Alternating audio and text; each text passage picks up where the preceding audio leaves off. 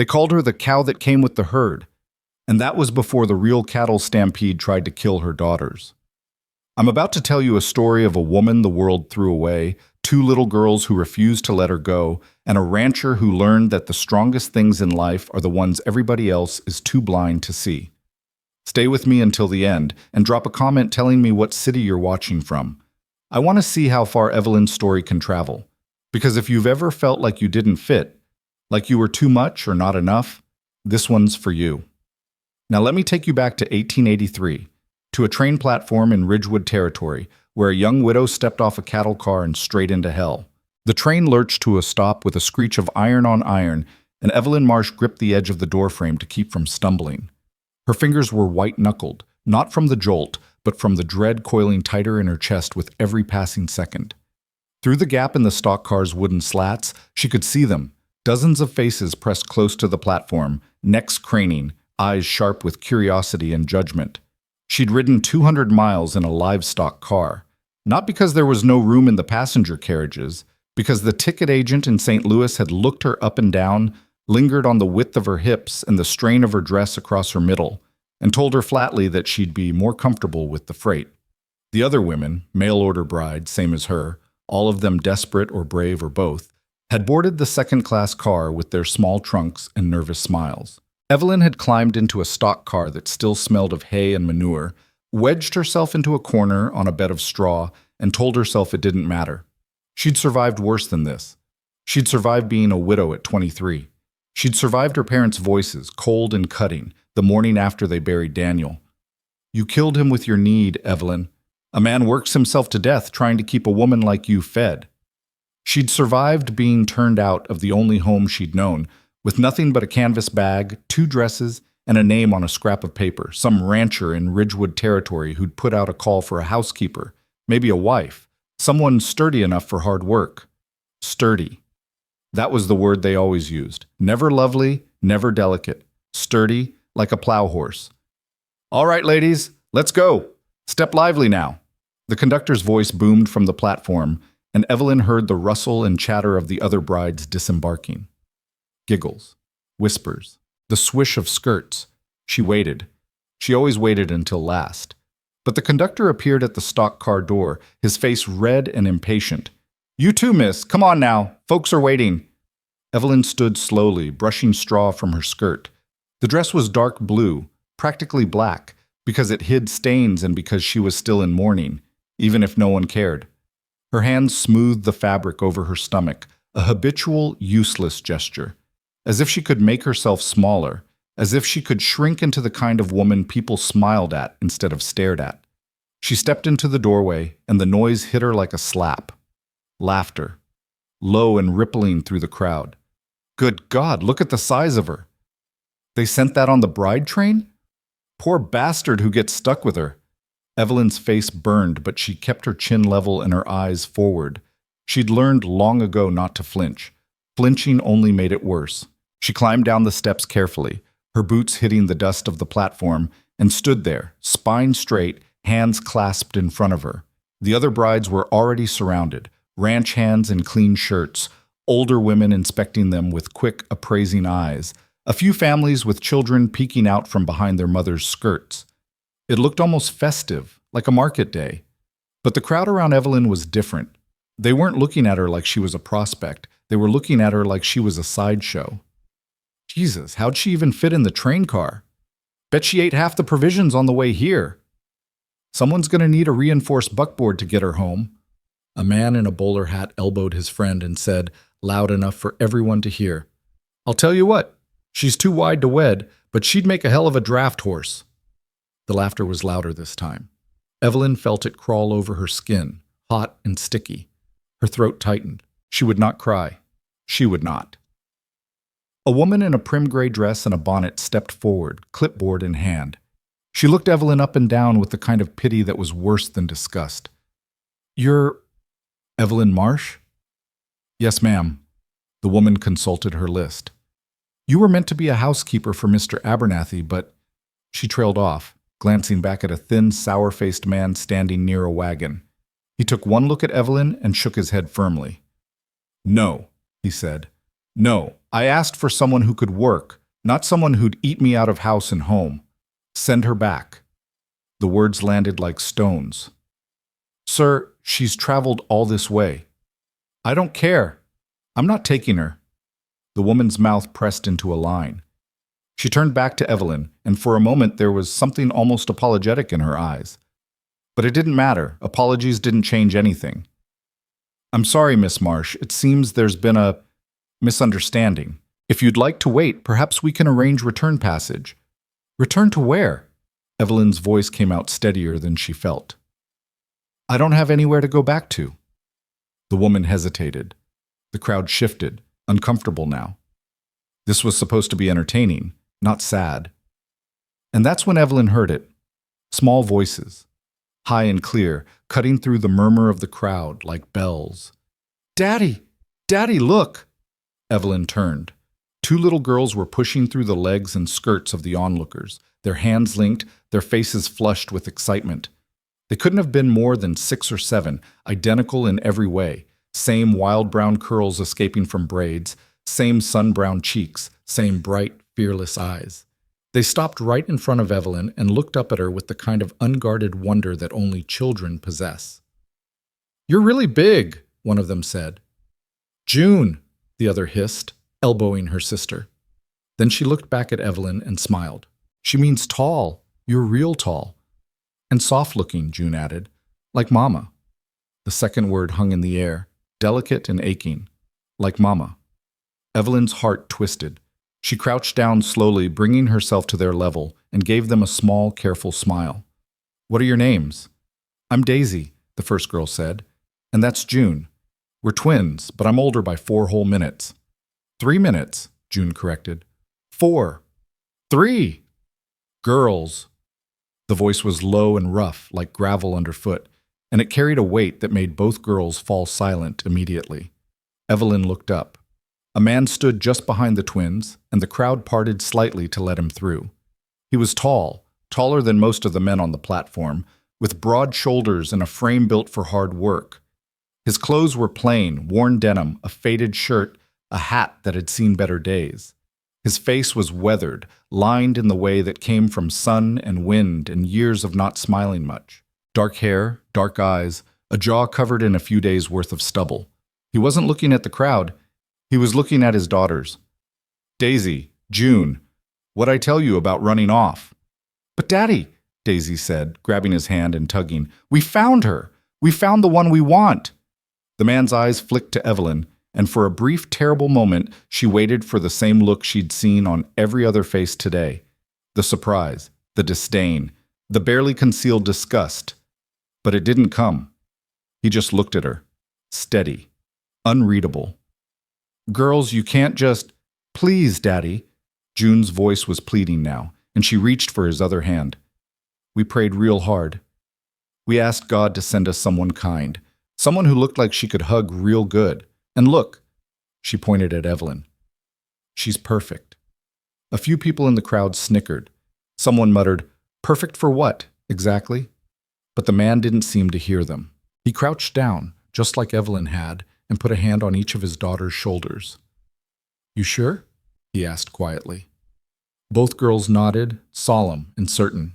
He looked back at Evelyn, and this time there was something in his gaze she couldn't quite name. Not pity, not judgment, maybe resignation, maybe something close to understanding. He stood and cleared his throat. Name's Wade Collins, he said. His voice wasn't warm, but it wasn't cruel either. It was just flat, like a man who'd learned not to waste words. I run a cattle ranch about 10 miles out. Lost my wife 2 years back. Been looking for someone to help with the house. The girls, cooking, mending, that sort of thing.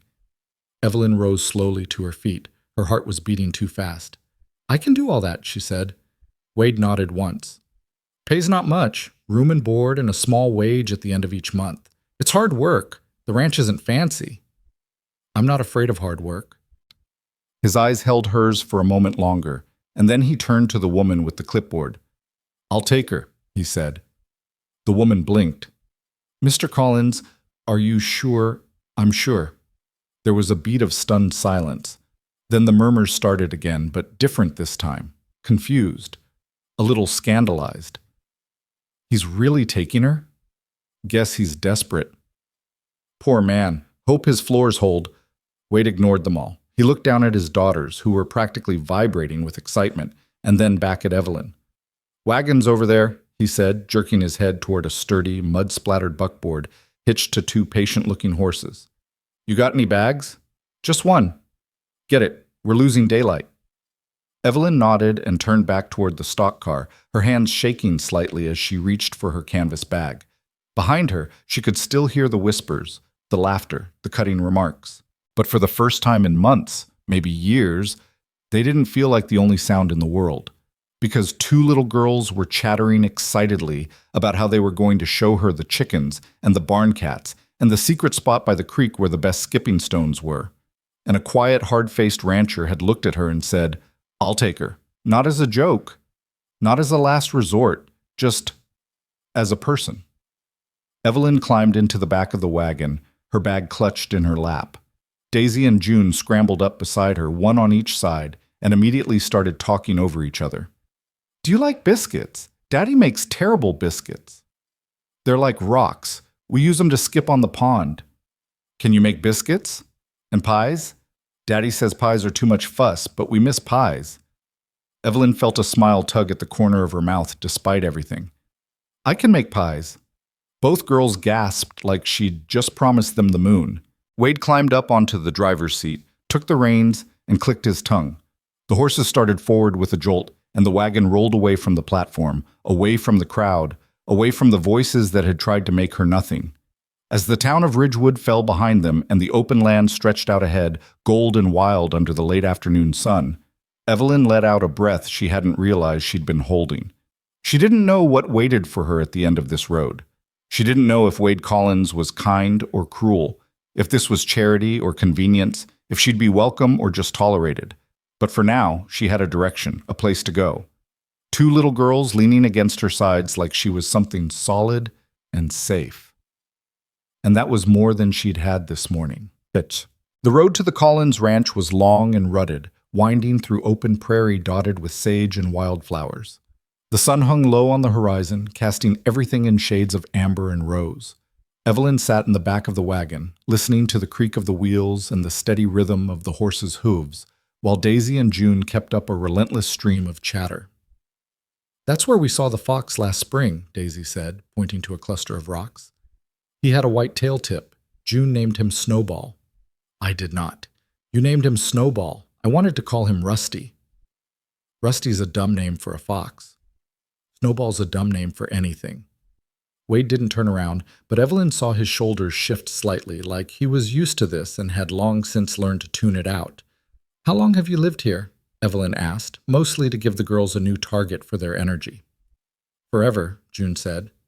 Since we were born, Daisy clarified. Mama and Daddy built the house before we came. Mama said it was the prettiest place she'd ever seen. There was a pause, brief and fragile, and Evelyn saw Wade's hands tighten on the reins.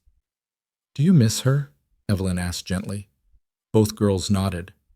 Every day, Daisy whispered. Evelyn reached out and rested a hand on each of their heads, smoothing their tangled hair. Neither of them pulled away. In fact, they leaned in closer, like they'd been starving for this kind of touch. The wagon crested a low hill, and Wade pulled the horses to a stop. There, he said. Evelyn looked up, and her breath caught.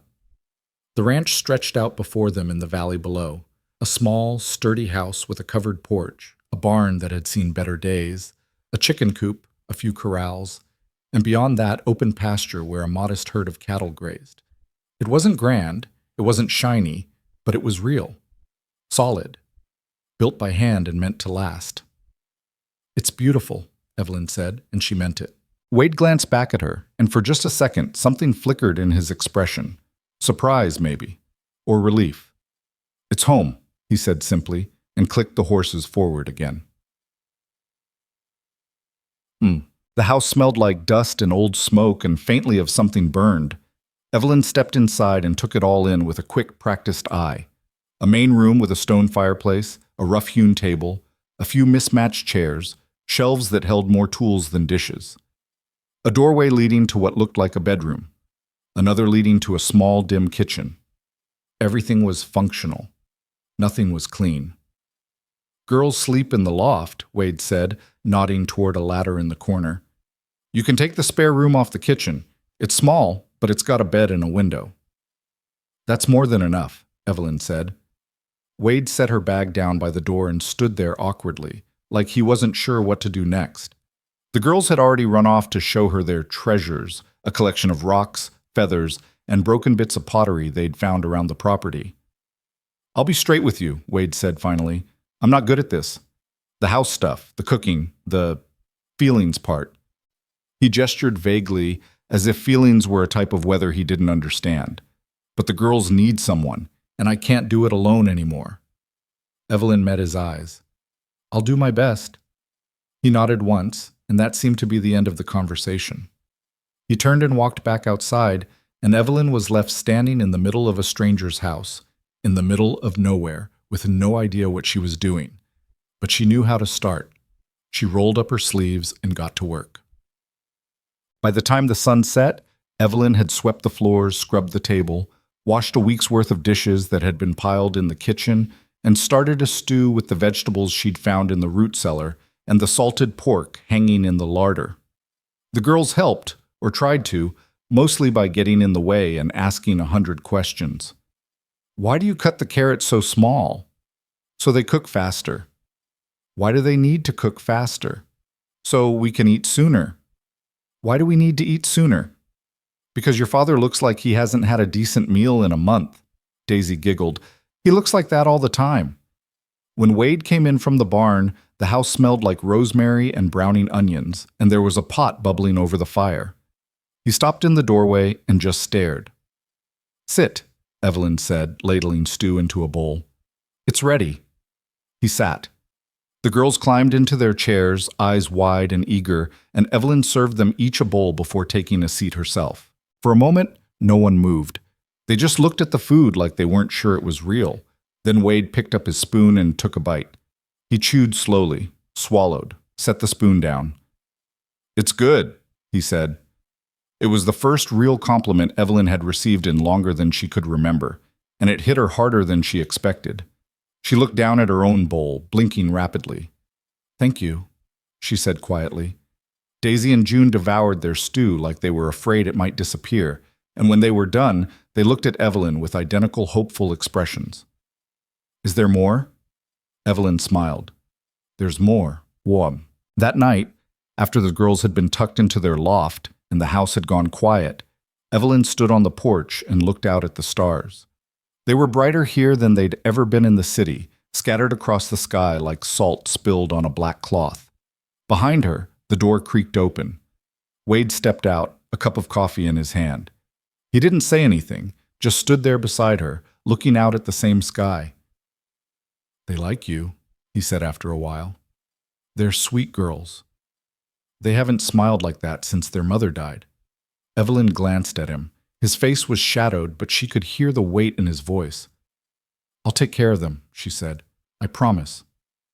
Wade looked at her then, really looked at her, and for the first time she saw something other than exhaustion in his eyes. I believe you, he said, and then he went back inside, leaving Evelyn alone with the stars and the strange, fragile hope that maybe, just maybe, she'd found a place where she could stay. Walt. The days that followed fell into a rhythm. Evelyn woke before dawn, started the fire, made breakfast. Wade ate in silence, nodded his thanks, and headed out to the pastures. The girls woke slowly, tumbling down from the loft in their nightgowns, hair wild, voices full of sleepy questions. Can we have flapjacks? Can you braid our hair? Can we help you feed the chickens? Evelyn said yes to all of it. She learned the shape of the ranch, where the good eggs were hidden, which cow was likely to kick, how to pump water from the well without throwing out her back. She mended shirts by candlelight, patched the girls' dresses, scrubbed floors until her knees ached. And slowly, the house began to change. Curtains appeared in the windows, simple, made from old flour sacks, but they softened the light. The shelves were organized. The dishes were always clean. There were wildflowers in a jar on the table. Wade noticed. He didn't say much, but Evelyn saw it in the way he paused when he came in from the fields, the way his eyes moved over the room like he was trying to remember what it used to look like. One evening, she found a pair of boots on the doorstep. Women's boots, worn but sturdy, the leather freshly oiled. She brought them inside and held them up. Where did these come from? Wade glanced over from where he was sitting by the fire, repairing a bridle. Figured you'd need them, for the mud. They fit, Evelyn said, surprised. Good. That was all he said. But that night, Evelyn wore those boots to bed, just to prove to herself they were real. Sit. The twins were relentless in their affection. They followed Evelyn everywhere, climbed into her lap when she sat down, held her hands when they walked to the garden. They asked her to tell them stories, and when she ran out of fairy tales, she made up new ones, about brave girls who tamed wild horses and outsmarted wolves and planted magic beans that grew into the clouds. Tell the one about the giant again, June begged one night as Evelyn tucked them in. You've heard that one a dozen times, but it's the best one. So Evelyn told it again, and when she finished, Daisy looked up at her with serious eyes. Do you think the giant was lonely? She asked. Evelyn paused. Maybe. Why? Because everyone was scared of him. Even though he wasn't mean, he was just big. Evelyn's throat tightened. She smoothed Daisy's hair back from her forehead. I think he was lonely, she said softly. Until he found people who weren't afraid. Daisy smiled and closed her eyes. Evelyn kissed both girls on the forehead and climbed back down the ladder, her chest aching in a way that was almost sweet. Wade was waiting at the bottom. They ask you to stay yet? He said. Evelyn blinked. What? Every night before bed, they pray you won't leave. He said it matter-of-factly, like he was reporting the weather. Thought you should know. Evelyn didn't know what to say to that, so she just nodded. Wade turned and headed for the door, but before he stepped outside, he stopped. I'm glad you're here, he said, and then he was gone. Evelyn stood in the quiet house, her hands still smelling like the lavender soap she'd used to wash the girl's hair, and felt something crack open inside her. She was glad, too. 3 weeks into her new life, Evelyn woke to the sound of hammering. She pulled herself out of bed, still groggy, and padded to the window in her nightgown. The sun was barely up, painting the sky in shades of pink and gold, and there in the yard stood Wade, driving posts into the ground with steady, methodical strikes. She dressed quickly and went outside, wrapping a shawl around her shoulders against the morning chill. What are you doing? She called. Wade paused mid-swing and looked over. Garden fence, rabbits have been getting in. Evelyn walked closer, studying the line of posts he'd already set. I didn't ask you to do this. Didn't need to ask. He drove another post into the earth with 3 solid blows. You've been working that garden every day. Seems a waste to let varmints eat it all. Something warm unfurled in Evelyn's chest. She watched him work for a moment, the way his shoulders moved beneath his shirt, the quiet competence in every motion. He wasn't a man who spoke much, but he noticed things. He paid attention. Thank you, she said. Wade just nodded and kept hammering. By the time breakfast was ready, the fence posts were in place, and Wade was already planning the rails. The girls tumbled out of the loft and immediately wanted to help, which meant they mostly stood in the way and handed him the wrong tools. But Wade didn't seem to mind. He let them help with the same patient silence he applied to everything else. Evelyn stood on the porch, watching them, and realized with a jolt that this felt like a family. Not the family she'd been born into, the one that had thrown her away like spoiled milk. Not even the family she'd tried to build with Daniel, which had been more duty than devotion. This was something different, something she hadn't known she was allowed to want. That afternoon, while the girls were napping and Wade was out checking the herd, Evelyn walked down to the creek that ran along the eastern edge of the property. It was a small, clear ribbon of water, cold even in the heat of the day, bordered by willows and smooth stones. She sat on the bank and let herself cry for the first time since she'd arrived. Not because she was sad, because she wasn't, and that terrified her. She'd spent so long convinced that this was all she deserved, to be useful, to be tolerated, to take up as little space as possible and be grateful for it. But here, in this wild, hard-edged place, she was starting to feel like maybe she could be more than that. Maybe she could be wanted. And if she let herself believe it, If she let herself hope and then it all got taken away, she didn't think she'd survive it. The sound of footsteps on the gravel made her swipe at her eyes quickly. She turned, expecting one of the girls, but it was Wade. He stopped a few feet away, hands in his pockets, looking uncertain in a way she'd never seen before. "Girls are still asleep," he said. "Thought I'd check the fence line down here." It was a thin excuse, and they both knew it. Evelyn stood, brushing off her skirt. "I'm fine. Just needed some air." Wade studied her for a long moment, and she had the uncomfortable feeling that he could see straight through her. "You don't have to pretend with me," he said quietly. "I know what it's like to keep going when you're breaking inside." Evelyn looked at him, at the weariness etched into the lines of his face, and realized he meant it. He'd been where she was. Maybe he was still there. "How do you do it?" she asked. "How do you keep going?" Wade looked out at the water, his expression distant. "The girls, they need me. So I get up, I work. I make sure they're fed and safe and know they're loved, and some days that's enough, other days—" He trailed off, then shrugged. "Other days I just survive." "Is that what I am?" Evelyn asked, her voice barely above a whisper. "Another way to survive?" Wade's eyes snapped back to hers, sharp and startled. "No, you're istio. Oh, dio." He stopped, searching for words. "You're the first thing in 2 years that's made this place feel like a home again. You're not survival. You're the reason it's worth it." Evelyn's breath caught. She didn't know what to say to that, didn't know if she was allowed to say anything. Wade cleared his throat and took a step back. "Anyway, just wanted to make sure you were all right." "I am," Evelyn said, and for the first time she thought it might be true. Wade nodded and turned to head back up the hill, but Evelyn called after him. "Wade?" He stopped and looked back. "Thank you for seeing me." His expression softened, just a fraction. Hard not to. And then he was gone, leaving Evelyn standing by the creek with her heart beating too fast, and the terrifying, wonderful feeling that something was shifting between them. The days grew warmer, and the work on the ranch intensified. Calving season was approaching, which meant longer hours for Wade and more chores than usual. Evelyn threw herself into it without complaint. She cooked huge breakfasts before dawn, packed lunches for Wade to take into the fields, kept the girls occupied so they wouldn't wander into danger, and stayed up late mending the endless parade of torn shirts and ripped seams. She learned to milk the cow without getting kicked, to gather eggs without startling the hens, to churn butter until her arms ached. The girls were her constant shadows, chattering and laughing and asking questions about everything. "Why is the sky blue? Why do chickens have feathers? Why doesn't Daddy smile more?" That last one stopped Evelyn cold. She looked down at June, who was sitting on the kitchen floor playing with a corn husk doll. "What do you mean, sweetheart?" June shrugged. "He used to smile all the time.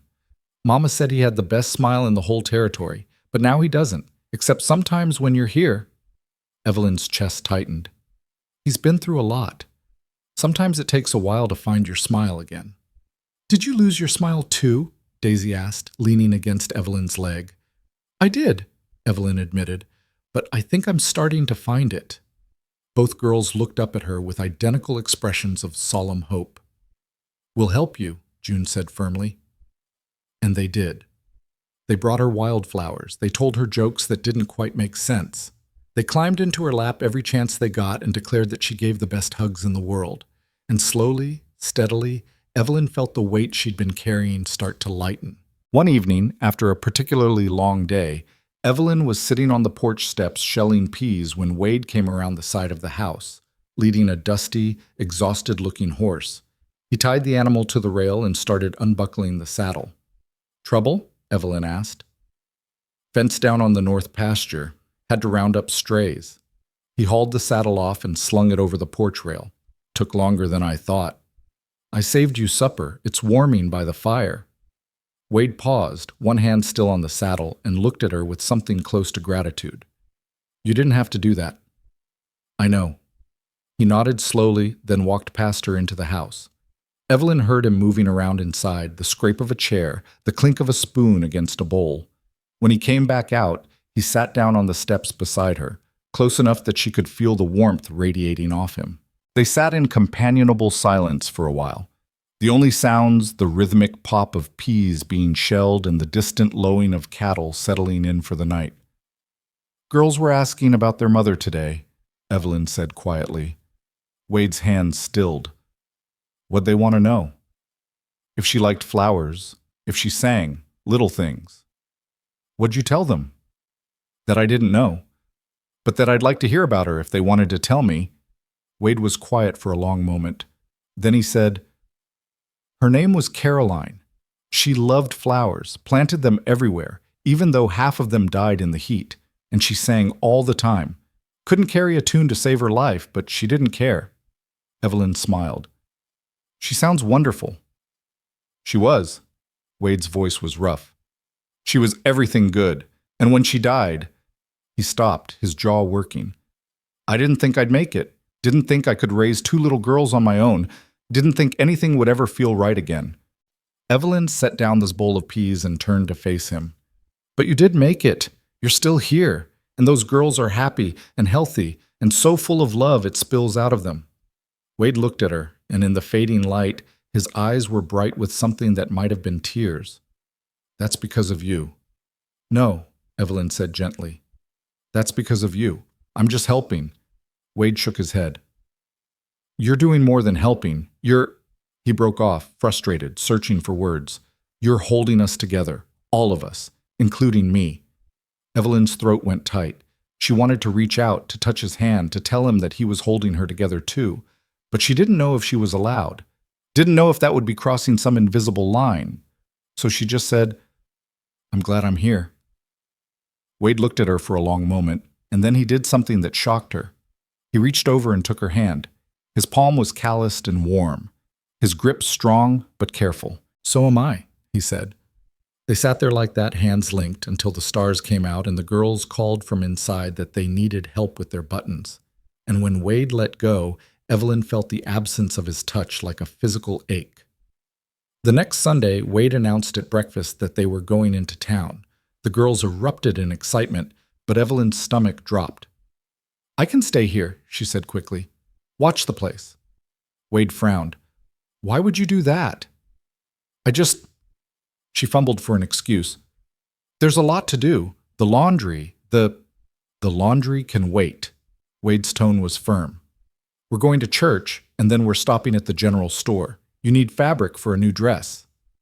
Evelyn looked down at the faded, patched blue dress she'd been wearing in rotation for weeks. This one is fine. It's got more men's than original cloth, Wade said. You're getting new fabric. That's final. There was no arguing with him when he used that voice, so Evelyn relented.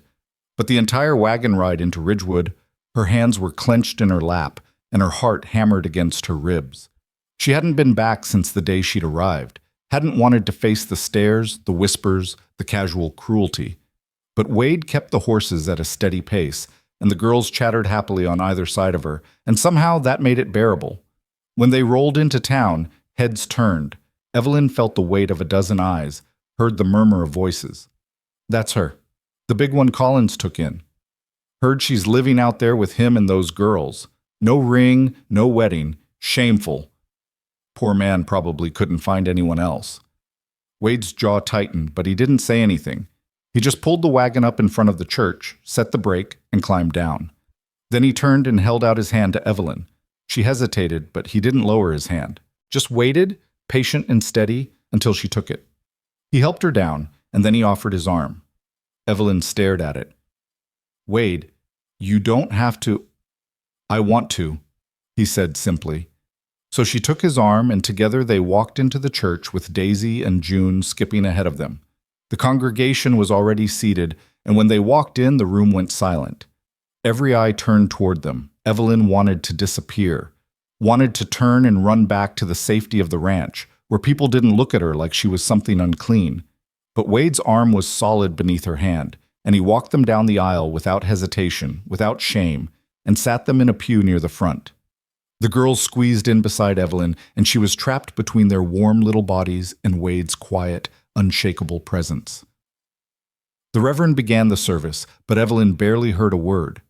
She was too aware of the whispers behind her, the rustling of skirts, the pointed glances. When the sermon ended and people began filing out, a woman in a lace collar stopped Wade on the steps. "Mr. Collins," she said, her voice dripping with false sweetness, "I couldn't help but notice you've brought your housekeeper to church." Wade's expression didn't change. "Her name is Evelyn." "Of course. It's just, well, people are talking. A young woman, living in your home, unmarried. It's highly irregular." "Is it?" Wade said flatly. The woman's smile faltered. "I'm simply concerned for your reputation. And the girls, you understand."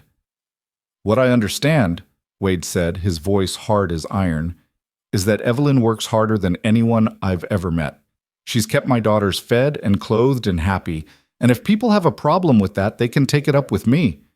The woman's face flushed. "Well, I never—" "Good day, ma'am," Wade said, and steered Evelyn and the girls toward the general store. Evelyn was shaking. "You didn't have to do that." "Yes, I did," Wade said, "and I'll do it every time." Inside the general store, the proprietor was polite but distant, and Evelyn could feel the eyes of the other customers on her as she moved through the aisles.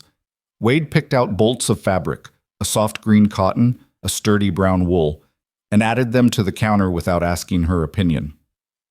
"That's too much," Evelyn whispered. "It's what you need," Wade said, and paid the man without flinching. On the way out, Daisy tugged on Evelyn's skirt. "Don't listen to those mean ladies," she said. "You're the best person we know." June nodded fiercely. "And you're prettier than all of them." Evelyn's eyes stung. She crouched down and pulled both girls into a hug, holding them tight. "Thank you," she whispered. When they got back to the ranch, Evelyn went straight to her room and sat on the edge of the bed, staring at the bolts of fabric Wade had bought her. She ran her fingers over the soft green cotton, and something inside her cracked. He'd defended her, in front of the whole town, without hesitation, without shame. She pressed the fabric to her face and let herself cry, deep, heaving sobs that came from a place she'd kept locked up for years. And when she was done, she washed her face, rolled up her sleeves, and got back to work. Because that's what you did when someone gave you a reason to hope. You didn't waste it. You honored it. That night, after the girls were asleep, Evelyn found Wade sitting on the porch, staring out at the dark fields. She sat down beside him, and for a while neither of them spoke. "I'm sorry about today," he said finally. "People in this town can be—" "You don't need to apologize for them," Evelyn said. "But thank you for standing up for me." Wade looked at her, and in the pale moonlight, his face was softer than she'd ever seen it.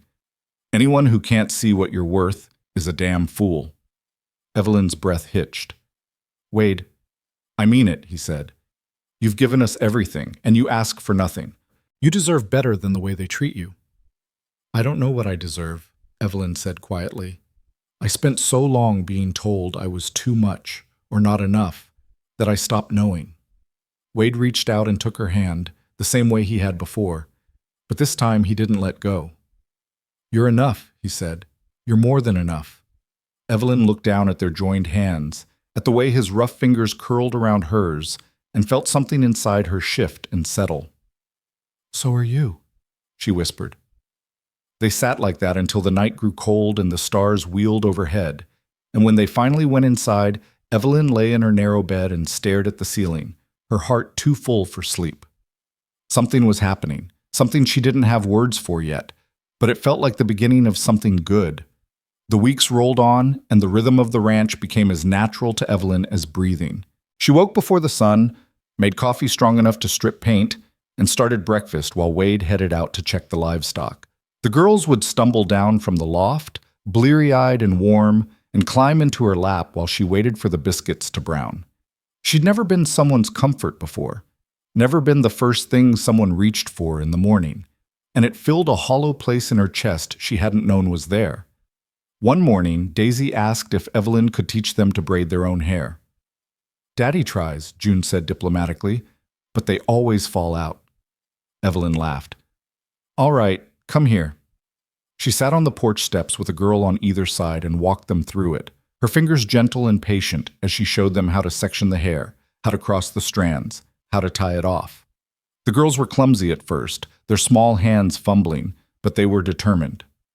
Wade came around the corner of the house and stopped, watching them. Evelyn glanced up and saw something in his expression that made her chest tighten. He looked at her the way a man looks at something precious, something he's afraid to lose. "You're staring," she said lightly. Wade blinked and looked away, but not before she saw the color rise in his face. "Just making sure they're not driving you crazy." "They're perfect," Evelyn said, and meant it. Wade nodded and went back to work, but Evelyn could feel his eyes on her for the rest of the morning. That afternoon, while the girls were playing in the barn, Evelyn decided to tackle the root cellar. It was a mess, jars stacked haphazardly, vegetables going soft, spider webs thick in the corners. She hauled everything out into the yard, sorted through it, discarded what was spoiled, and reorganized the rest. She was elbow deep in dirt and dust when she heard Wade's voice behind her. "You don't have to do that." Evelyn looked up. He was standing at the top of the cellar steps, silhouetted against the bright sky. "It needed doing." "I could have done it." "When? You're already working 16-hour days." Wade came down the steps and crouched beside her, surveying the chaos. "You've done more in a month than I've managed in 2 years." "That's because you've been trying to do everything alone," Evelyn said gently. "You don't have to anymore." Wade's eyes met hers, and for a moment, the air between them felt charged, like the space before a lightning strike. "I'm not good at letting people help me," he said quietly. "I've noticed." A faint smile tugged at the corner of his mouth. Caroline used to say the same thing.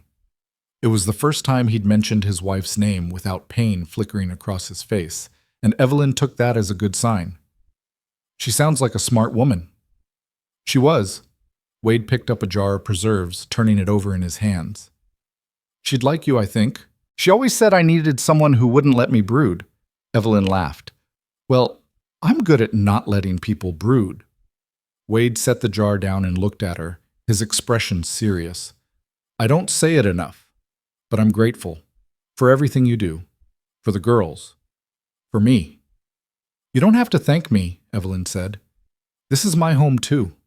The words hung in the air between them, and Wade's eyes softened. "Good," he said. "Because I don't want you to leave." Evelyn's heart stuttered. "I don't want to leave either." They held each other's gaze for a long moment, and Evelyn thought he might say something else, might cross the small distance between them but then Daisy's voice rang out from the yard, shrill and panicked. "Daddy! Daddy, come quick!" Wade was on his feet in an instant, taking the cellar steps 2 at a time. Evelyn scrambled after him, her heart pounding. They found the girls standing at the edge of the chicken coop, staring at something in the dirt. Wade knelt down, and Evelyn saw it. A snake, thick-bodied and coiled, its tongue flicking out in warning. "Rattler," Wade said grimly. He stood and backed the girls away. "Stay behind me." He grabbed a shovel from the barn and dispatched the snake with 2 quick, efficient strikes. The girls clung to Evelyn's skirt, wide-eyed and trembling. "Is it dead?" June whispered. "Very dead," Wade said, flinging the carcass into the brush. He turned to the girls, his voice stern. "What have I told you about watching where you step?" "To always look first," Daisy said in a small voice. "And did you?" Both girls shook their heads. Wade's expression softened slightly. "You're lucky Evelyn was here. She'd have had my hide if something happened to you." The girls looked up at Evelyn, and she realized her hands were shaking. "I'm fine," she said, though her voice was unsteady. "They're fine. Everything's fine." But Wade was watching her closely. "You're pale." "I'm all right." He didn't look convinced, but he let it go. "Come on, girls. Let's get you inside." That night, after the girls had been tucked in and reassured a dozen times that no snakes could get into the loft, Wade found Evelyn sitting on the porch, staring out at nothing. He sat down beside her without a word. "I keep thinking about what could have happened," Evelyn said quietly. "If they'd stepped on it. If I hadn't been there. If—" "But you were," Wade said. "And they're safe. This time." Wade was silent for a moment. Then he said, "You love them, don't you?" It wasn't a question. Evelyn's throat tightened. "Yes. They love you too, more than I've seen them love anyone since Caroline." Evelyn looked at him, and in the dim light from the house, she could see the conflict in his face. The fear and the hope tangled together. "I won't hurt them," she said. "I promise." "I know." Wade's voice was rough. "That's not what I'm afraid of." "Then what?" He looked at her, and the raw honesty in his eyes stole her breath. "That you'll realize you don't have to stay, that you'll find something better, someone better, and we'll lose you." Evelyn's heart broke and mended itself in the same instant. She reached out and took his hand, lacing her fingers through his. "There's nothing better than this," she said. "Nowhere I'd rather be, no one I'd rather be with." Wade's grip tightened. "You mean that?" "I do." For a long moment they just sat there, hands clasped, the night settling around them like a blanket. And then Wade leaned in, slowly, giving her every chance to pull away. She didn't. His lips brushed hers, soft and tentative, like he was afraid she might disappear if he pushed too hard. Evelyn's eyes fluttered closed, and she kissed him back, pouring everything she couldn't say into that single, fragile moment. When they pulled apart, Wade rested his forehead against hers. "I don't know how to do this," he whispered. "How to let someone in again." "Neither do I," Evelyn whispered back. "But maybe we can figure it out together." Wade's hand came up to cup her cheek, his thumb brushing away a tear she hadn't realized had fallen. "Together," he said. "I like the sound of that." They stayed like that until the cold drove them inside, and when Evelyn finally climbed into bed, she could still feel the ghost of his kiss on her lips. For the first time in longer than she could remember, she let herself believe that maybe, just maybe, she was allowed to be happy. The morning after the kiss, Evelyn woke with her heart fluttering like a caged bird. She lay in bed for a moment, staring at the ceiling, replaying the feel of Wade's lips against hers, the roughness of his calloused hand on her cheek, the way he'd said "together," like it was a promise he intended to keep. She dressed quickly, her fingers fumbling with buttons, and went to the kitchen. Wade was already there, pouring coffee, and when he turned and saw her, something shifted in his expression. Not regret, thank God, not regret, but a softness she'd never seen before. "Morning," he said. "Morning." They stood there, awkward and uncertain, until the sound of little feet on the ladder broke the spell. Daisy and June tumbled into the room, hair wild, chattering about a dream where they'd ridden a giant chicken to the moon. The day passed in a blur of ordinary tasks, washing, cooking, mending, but underneath it all was a current of something new. Wade's hand would brush hers when he passed her a dish. Their eyes would meet across the table and hold a beat too long. When he came in from the fields at sunset, dusty and exhausted, he paused in the doorway and just looked at her like he was memorizing her face. That night, after the girls were asleep, they sat on the porch again. It was becoming their ritual, this quiet hour when the world belonged only to them. "I've been thinking," Wade said slowly, "about what people in town are saying." Evelyn's stomach clenched. "Wade, let me finish." He turned to face her. "They're right that it's not proper, you living here without us being married. But I don't want you to leave. And I don't want to keep pretending that you're just the housekeeper." Evelyn's breath caught. "What are you saying?" Wade took her hand, his grip strong and sure. "I'm saying I want this to be real. I want you to stay. Not because I need help with the ranch or the girls, but because He stopped, struggling. "Because I care about you, more than I thought I could care about anyone again." Tears pricked Evelyn's eyes. "I care about you too." "Then stay," Wade said. "Marry me. Not right away if you're not ready, but someday, when it feels right." Evelyn looked at him, at this quiet, steady man who'd taken her in when the world had thrown her away, who'd defended her, who'd seen her, and her heart swelled so large she thought it might crack her ribs. "Yes," she whispered. "Someday, when it feels right."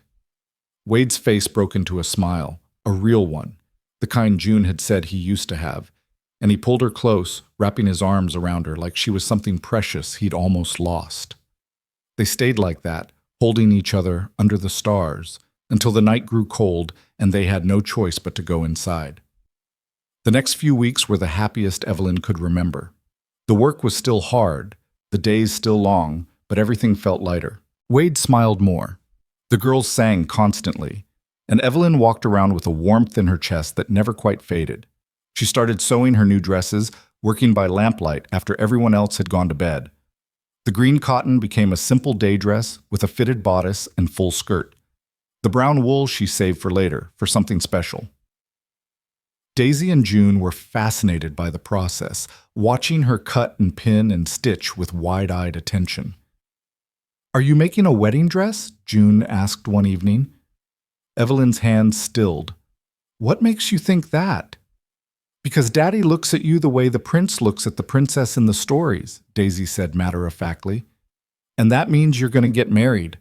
Evelyn's cheeks flushed. "Well, maybe someday." Both girls squealed and threw their arms around her. "Can we be in the wedding?" June begged. "Can we throw flowers? Can we wear fancy dresses?" Evelyn laughed, overwhelmed by their enthusiasm. "If there's a wedding, you'll both be the most important people there. I promise." When Wade came in from the barn, the girls immediately ambushed him. "Daddy, when are you going to marry Evelyn?" Wade's eyes went wide, and he looked at Evelyn over their heads. She just shrugged, trying not to laugh. "That's between me and Evelyn," he said carefully. "Now get upstairs. It's bedtime."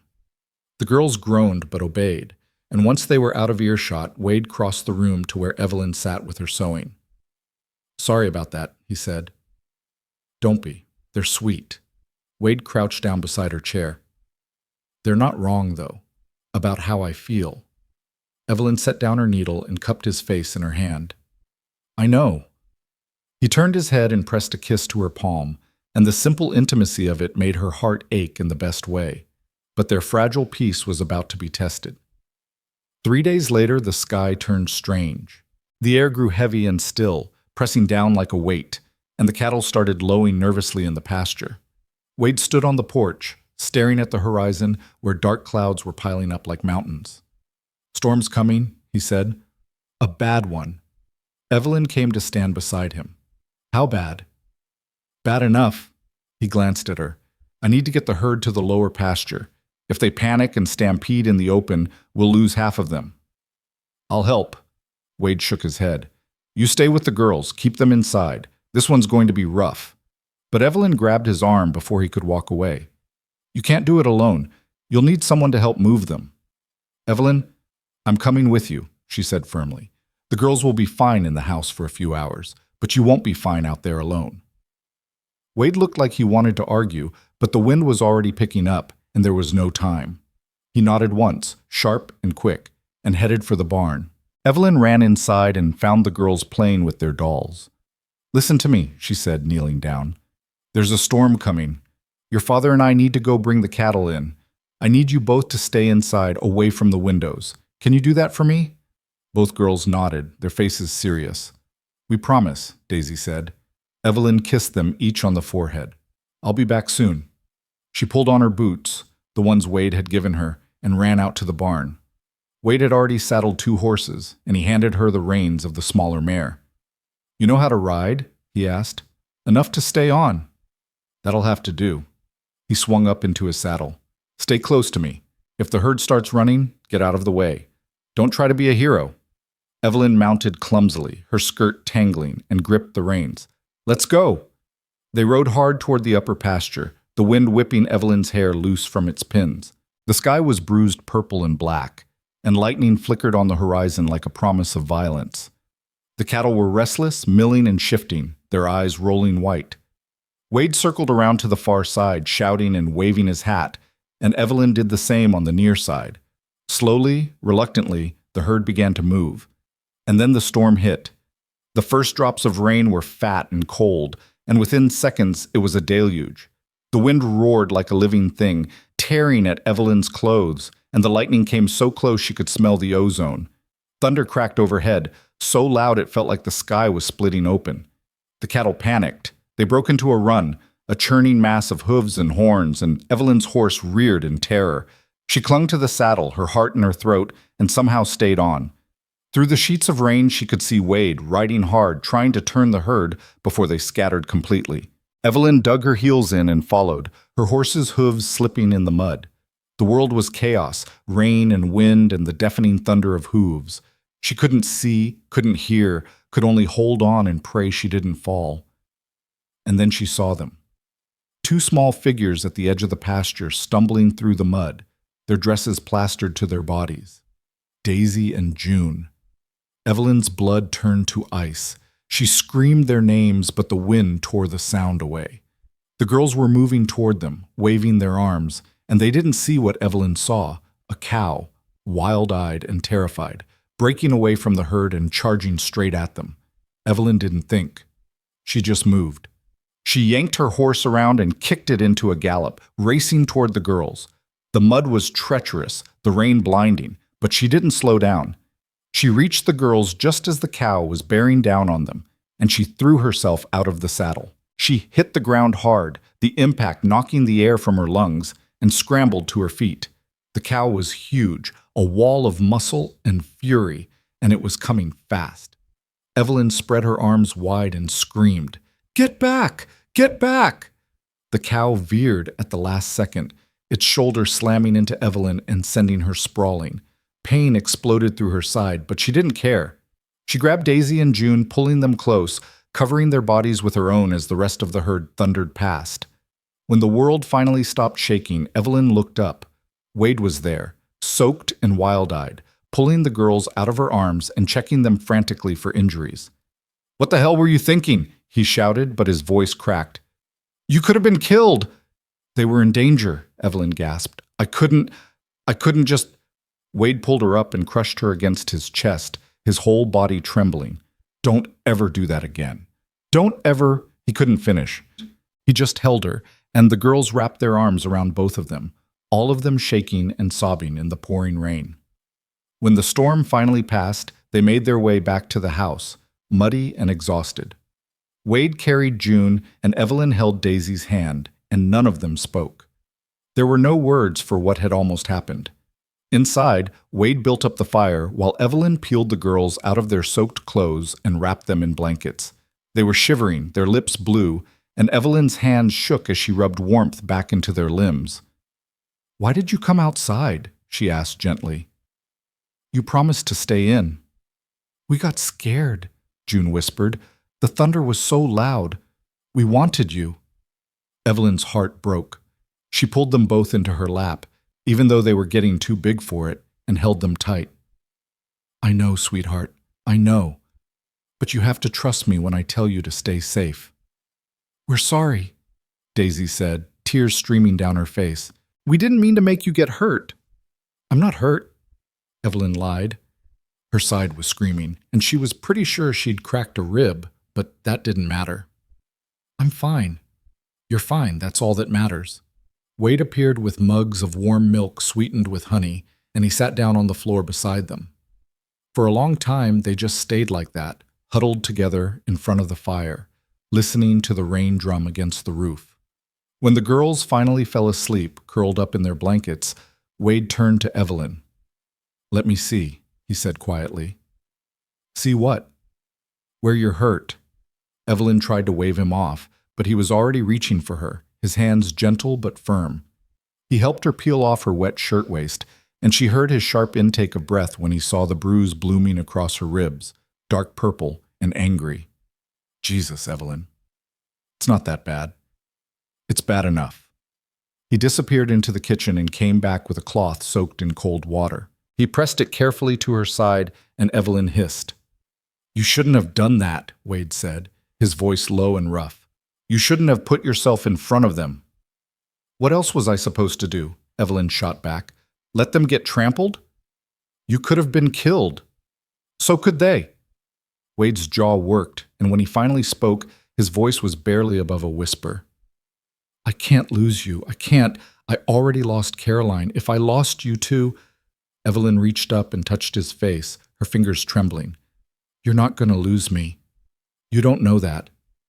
"Yes, I do." She held his gaze, fierce and certain. "Because I'm not going anywhere. I love them, Wade. I love your daughters like they're my own. And I'd do it again. I'd do it 1,000 times. Wade's eyes were bright with unshed tears. "I know, that's what terrifies me." He pressed his forehead to hers, and they stayed like that, breathing each other in, until the fire burned low and the storm outside faded to a whisper. The next morning, Evelyn woke to find both girls in her bed, curled up on either side of her like puppies. She smiled despite the pain in her ribs and carefully extracted herself without waking them. In the kitchen, Wade was already up, frying eggs and bacon with the kind of grim determination that suggested he didn't quite know what he was doing but was committed to trying. "You're cooking?" Evelyn said, surprised. Wade looked up, and there was something vulnerable in his expression. "You need to rest. Doctor's orders." "We don't have a doctor." "My orders, then." He slid a plate of slightly burnt eggs in front of her. "Sit. Eat." Evelyn sat, too touched to argue. The eggs were overcooked and the bacon was crispy to the point of charcoal, but it was the best meal she'd ever tasted because Wade had made it for her. They ate in companionable silence, and then Wade said, "The girls are going to be scared for a while, after yesterday." "I know." "They'll probably want to sleep in your room, or have you close." "I don't mind." Wade's hand found hers across the table. "You're good with them. Better than I ever could be." "That's not true." "It is." His thumb brushed over her knuckles. "You're everything they need. Everything we need." Evelyn's throat tightened. "Wade, I'm not saying this right." He stood up, still holding her hand, and pulled her gently to her feet. "What I'm trying to say is that yesterday, when I thought I might lose you, I realized something." "What?" "That I don't want to wait. I don't want someday. I want now." He looked at her with such raw honesty that it stole her breath. "I want you to be my wife. Not because it's proper, or because the town expects it, but because I love you." Evelyn's heart started again. Beat so hard she thought it might break through her ribs. "You love me?" she whispered. "I love you," Wade said. "I think I've loved you since the day you stepped off that train and looked at the whole damn town like you dared them to break you. And when I watched you throw yourself in front of my daughters yesterday, I knew I couldn't spend another day without telling you." Tears spilled down Evelyn's cheeks. "I love you too. I've loved you for weeks, maybe longer." Wade cupped her face in his hands, his thumbs brushing away her tears. "Then marry me. For real this time. Not someday. Soon." "Yes," Evelyn said, laughing and crying at the same time. "Yes, I'll marry you."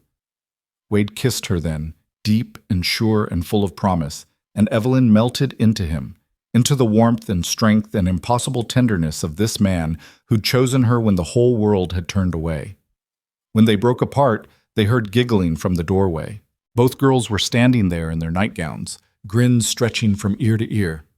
"Does this mean Evelyn's going to be our mama?" Daisy asked. Wade looked at Evelyn, his eyes soft. "If she wants to be."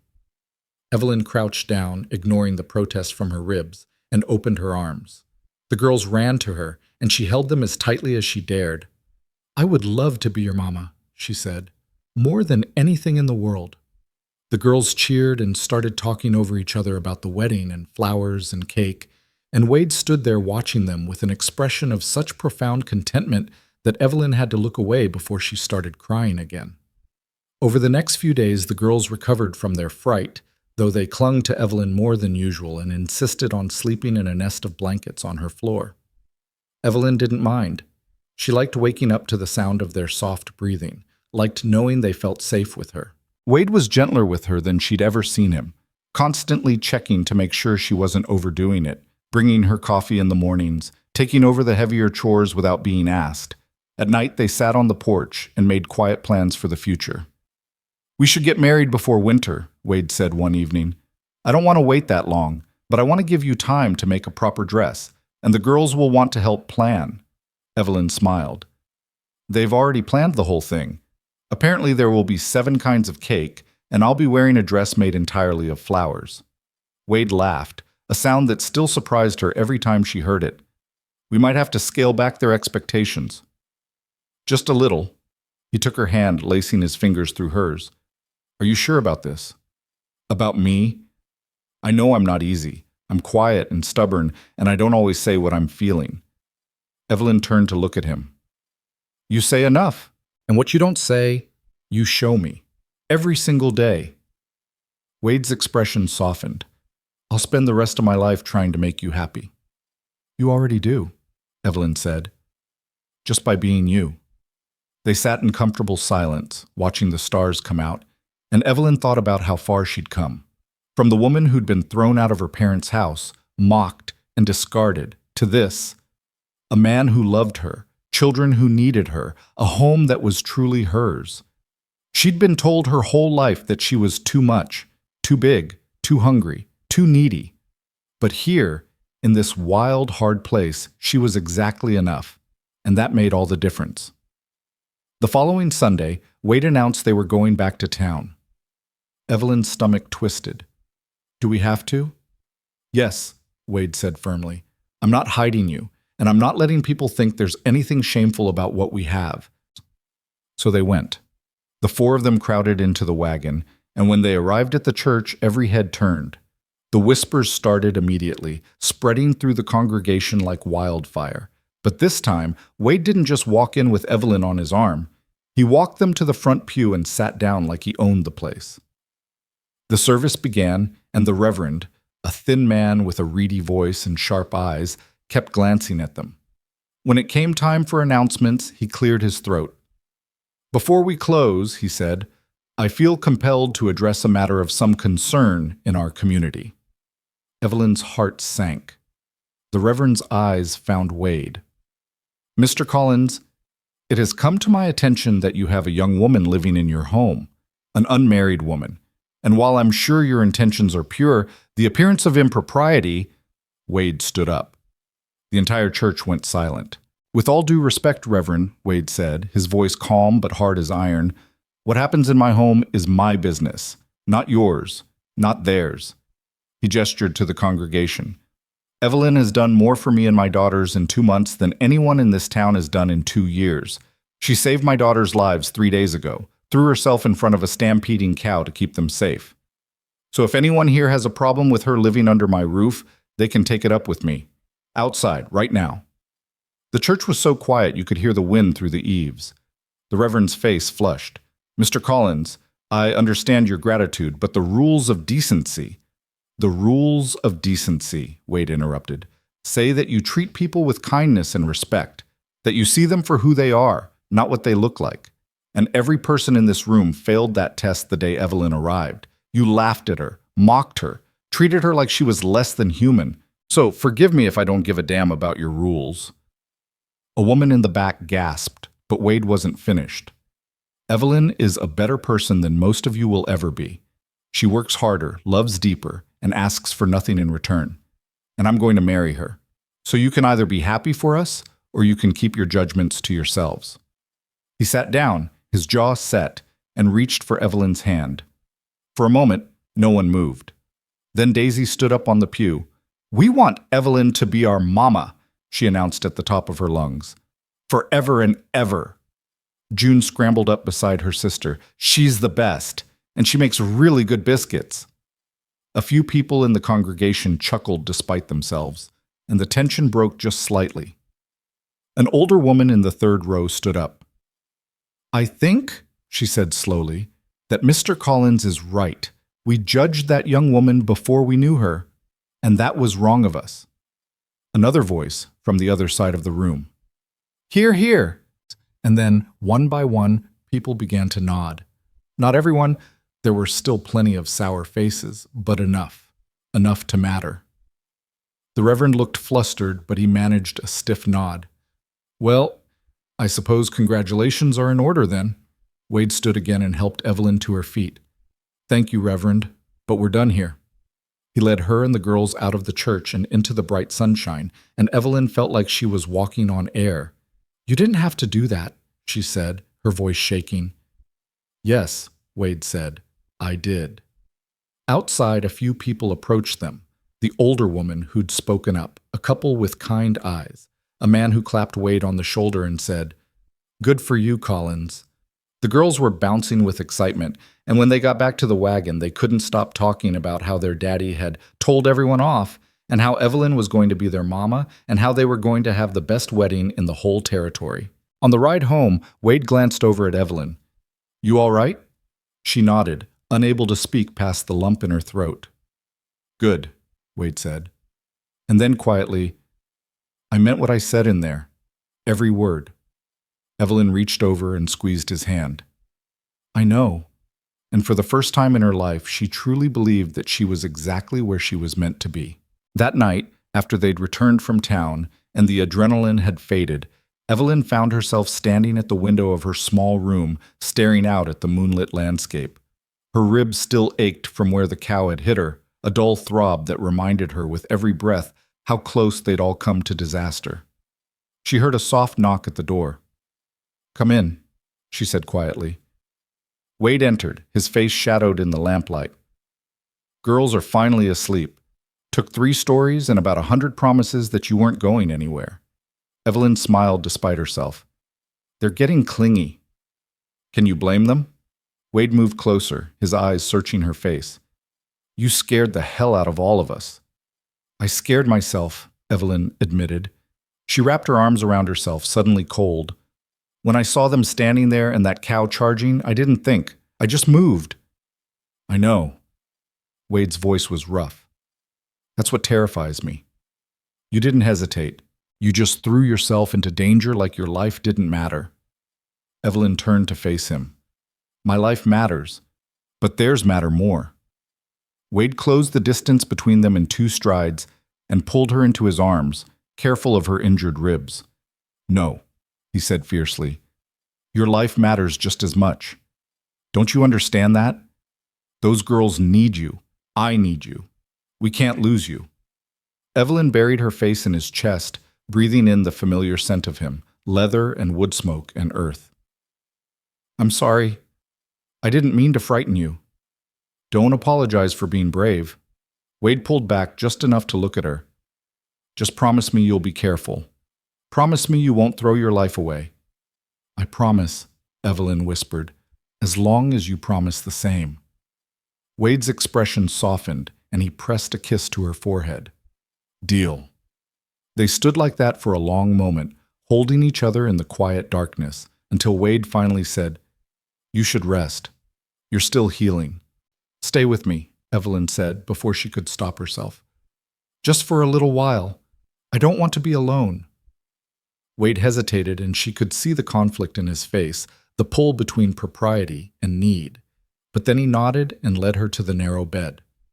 They lay down together, fully clothed, Wade's arm wrapped carefully around her waist, and Evelyn felt safer than she had in days.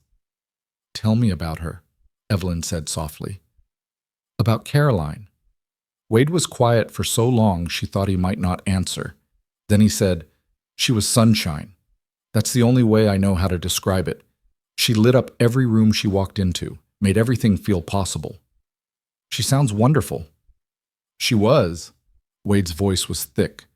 "When she died, I thought the light went out of the world. Thought I'd spend the rest of my life in the dark." Evelyn turned her head to look at him. "And now?" Wade met her eyes, and what she saw there made her heart stutter. "Now I think maybe there's more than one kind of light.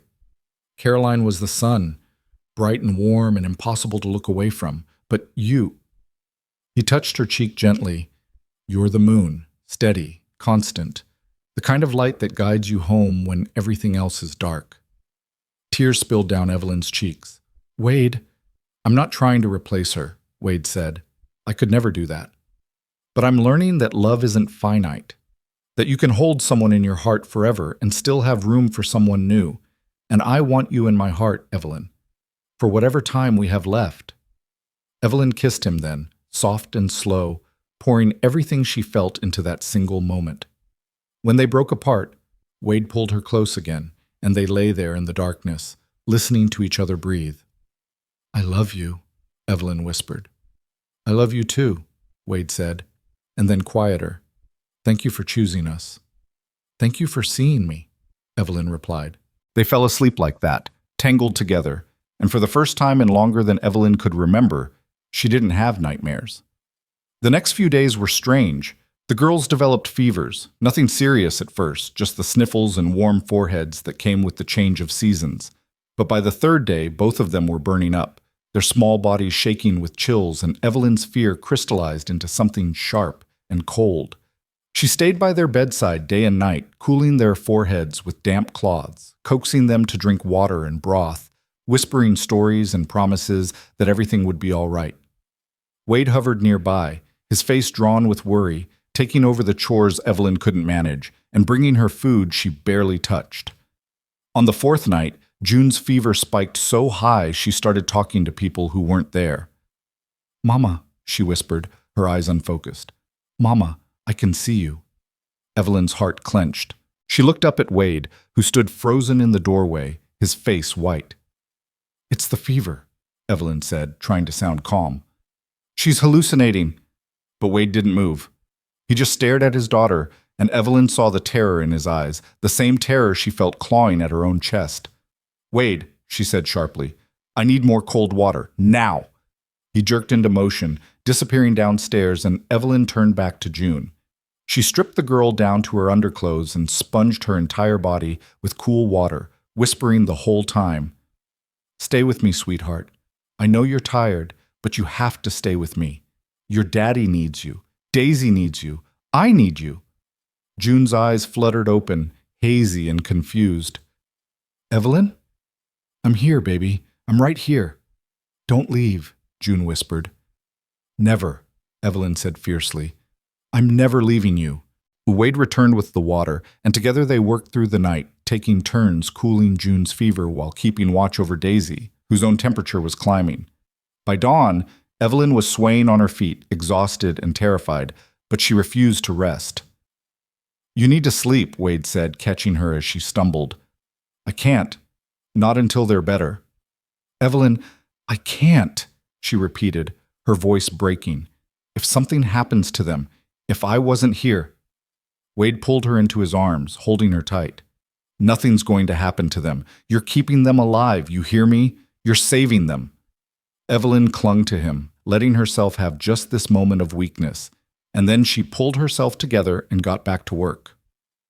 By the end of the 5th day, the fevers finally broke. Both girls woke up weak and pale but lucid, asking for water and food in small, tired voices. Evelyn nearly collapsed with relief. She fed them broth and applesauce, tucked them back into bed, and sat between them until they fell into a real healing sleep. Only then did she allow herself to leave the room. Wade was waiting downstairs, slumped in a chair by the fire, his head in his hands. When he heard her footsteps, he looked up, and the raw emotion on his face nearly undid her. "They're going to be all right," Evelyn said. Wade stood and crossed to her in 3 strides, pulling her into an embrace so tight it hurt her still tender ribs. But she didn't care. She held him just as tightly, feeling him shake against her. "I thought I was going to lose them," he said, his voice muffled against her hair. "I thought, God, Evelyn, I thought history was repeating itself." "I know," Evelyn whispered. "I was terrified too. But they're strong. They're fighters." Wade pulled back just enough to look at her, and his eyes were bright with unshed tears. "You didn't sleep for 5 days. You barely ate. You kept them alive through sheer force of will." "I couldn't lose them," Evelyn said simply. "They're mine now, in every way that matters." Wade cupped her face in his hands. "I don't know what I did to deserve you, but I thank God every day that you got on that train." Evelyn managed a tired smile. "So do I." Wade kissed her then, slow and tender, and when he pulled away, he said, "Go to bed. I'll watch them for a while." "Wade, that's not a request," he said gently. "You're dead on your feet. Go sleep. I'll wake you if anything changes." Evelyn was too exhausted to argue. She stumbled to her room, collapsed onto the bed without even taking off her shoes, and fell into a deep, dreamless sleep. When she woke, the sun was high in the sky and she could hear voices downstairs, Wade's low rumble and the girl's higher, lighter tones. She sat up, her body aching and stiff, and made her way to the kitchen. The scene that greeted her stopped her in her tracks. Wade was at the stove, trying to flip pancakes with varying degrees of success. Flour covered the table, the floor, and a good portion of his shirt. Daisy and June were sitting at the table in their nightgowns, giggling as they watched him. "Daddy, you're supposed to wait until it bubbles," Daisy said. "I am waiting," Wade protested. "Not long enough." Wade flipped the pancake anyway, and it landed half on the pan, half on the stove. The girls dissolved into laughter. Evelyn couldn't help it. She laughed too. All 3 of them turned to look at her. "Evelyn!" The girls scrambled out of their chairs and ran to her, throwing their arms around her waist. "You're awake." "I am," Evelyn said, hugging them carefully. "How are you feeling?" "Better," June said. "Daddy made us breakfast." "I can see that." Evelyn looked at Wade over the girls' heads, and the expression on his face, equal parts sheepish and defiant, made her heart swell. "I know it's a mess," Wade said, "but I wanted to let you sleep. You've been taking care of everyone else. Figured it was time someone took care of you." Evelyn blinked back tears. "Thank you." "Don't thank me yet. The pancakes are terrible." "They're not terrible," Daisy said loyally. "They're just crispy." Evelyn laughed and moved to the stove, gently taking the spatula from Wade's hand. "Let me help." Together, they finished making breakfast. Actual edible pancakes, plus bacon that was only slightly burned. The girls ate like they were starving, which Evelyn took as a good sign, and Wade kept sneaking glances at her like he was making sure she was real. After breakfast, Evelyn insisted the girls rest some more, and she shooed Wade outside to tend to the neglected chores. She spent the afternoon tidying the disaster zone that was the kitchen, doing laundry, and checking on the girls every hour. By evening, she was starting to feel human again. Wade came in at sunset, dusty and tired, and found her on the porch shelling peas. "You should be resting," he said. "I've rested enough. I need to move or I'll go crazy." Wade sat down beside her and took a handful of peas, working alongside her in comfortable silence. After a while, he said, "I've been thinking." "About?" "The wedding. I know we said we'd wait until fall, but—" He paused, choosing his words carefully. "After the last few days, I don't want to wait anymore. Life's too short and too uncertain. I want you to be my wife. Officially. As soon as possible." Evelyn's hand stilled. "How soon are we talking?" "End of the month?" Evelyn looked at him, at the hope and vulnerability in his eyes, and felt her own doubts melt away. "Yes, end of the month." Wade's face broke into a grin and he leaned over and kissed her, heedless of the peas scattering across the porch. When they broke apart, Evelyn was laughing. "We have so much to do. I need to finish my dress, and we need to talk to the Reverend, and—" "We'll figure it out," Wade said. "Together." "Together," Evelyn echoed, and the word felt like a promise. The next few weeks were a whirlwind. Evelyn worked on her dress every night by lamplight, transforming the brown wool into something simple but beautiful. The girls helped by picking wildflowers and practicing walking in straight lines without giggling. Wade cleaned up the house, made small repairs, and tried his best to stay out of the way of the wedding planning. The older woman from church, her name was Mrs. Patterson, came by one afternoon with a basket of preserves and an offer to help with the cooking for the reception. "I know we got off on the wrong foot," she said, looking genuinely contrite, "but I'd like to make it right, if you'll let me." Evelyn, remembering Wade's words about letting people help, accepted gratefully. And to her surprise, Mrs. Patterson was as good as her word. She recruited several other women from town, and soon there was a small army of people helping to prepare for the wedding. Not everyone was supportive, of course. There were still whispers, still sidelong glances, but there were also smiles and congratulations. And slowly, grudgingly, the town was starting to accept that Evelyn Marsh wasn't going anywhere. The night before the wedding, Evelyn couldn't sleep. She lay in bed, staring at the ceiling, her mind racing with 1,000 different thoughts. What if she wasn't a good enough wife? What if Wade changed his mind? What if she couldn't live up to Caroline's memory? A soft knock at the door interrupted her spiral. "Come in," she called. Both girls padded into the room, their faces solemn in the moonlight. "We can't sleep," Daisy said. "We're too excited," June added. Evelyn smiled and lifted the blanket. "Come here." The girls climbed into bed on either side of her, snuggling close, and Evelyn wrapped her arms around them. "Are you scared?" Daisy asked after a moment. "A little," Evelyn admitted. "Are you?"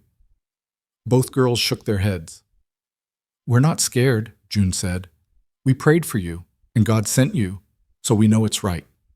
Evelyn's throat tightened. "You really believe that?" "We know it," Daisy said simply. "You're supposed to be our mama. We've known it since the train station." Evelyn kissed the top of each girl's head, her heart so full it ached. "I love you both so much." "We love you too," they said in unison. They fell asleep like that, the three of them tangled together, and when Wade found them in the morning, he stood in the doorway for a long moment, just watching. When Evelyn's eyes fluttered open and met his, he mouthed, "I love you." She mouthed it back. The wedding was simple and perfect. Evelyn wore her brown wool dress, which she'd embroidered with tiny flowers around the collar and cuffs. The girls wore matching white dresses that Mrs. Patterson had helped sew, and they carried baskets of wildflowers. Wade wore his best shirt and a new tie that made him tug at his collar nervously. The ceremony was held in the church, which was packed with far more people than Evelyn had expected. Some came out of genuine affection, some out of curiosity, but all of them stood when she walked down the aisle on Mrs. Patterson's arm. Wade was waiting at the altar, and when he saw her, his entire face transformed. He looked at her like she was the only person in the world, and Evelyn felt every doubt, every fear, every insecurity fall away. The Reverend performed the ceremony with more warmth than Evelyn had expected, and when it came time for the vows, Wade took her hands and spoke in a voice that was steady and sure. "I promise to love you, honor you, and stand by you for as long as I draw breath. I promise to see you, always, for who you are, and I promise to build a life with you that's worthy of the gift you've given me." As Evelyn's voice shook when she spoke her own vows. "I promise to love you and your daughters with everything I have. I promise to be your partner, your friend, and your home. And I promise to never stop fighting for this family we've built together." When the Reverend pronounced them husband and wife, Wade kissed her deeply, and the church erupted in applause.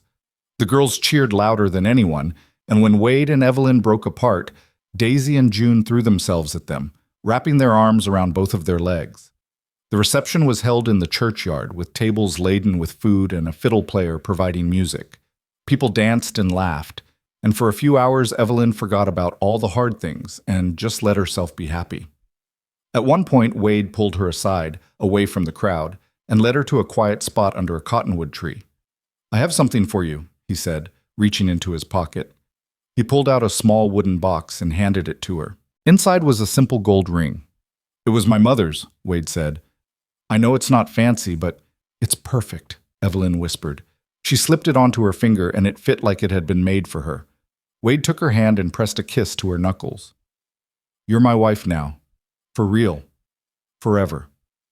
"Forever," Evelyn echoed, and she'd never meant anything more in her life. As the sun set and the party wound down, the four of them climbed into the wagon and headed home. The girls fell asleep almost immediately, exhausted from the excitement, and Wade drove with one hand on the reins and the other holding Evelyn's.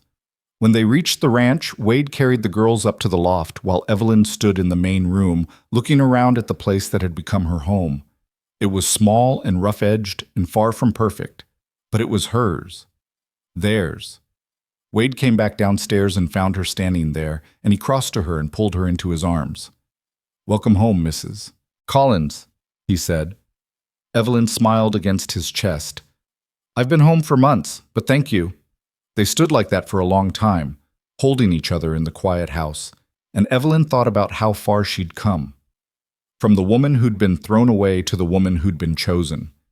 From the girl who'd believed she was too much to the woman who knew she was exactly enough.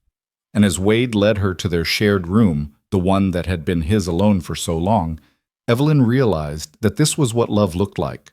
Not grand gestures or flowery words, but quiet moments and steady hands and the knowledge that someone saw you, truly saw you, and chose to stay. "Are you happy?"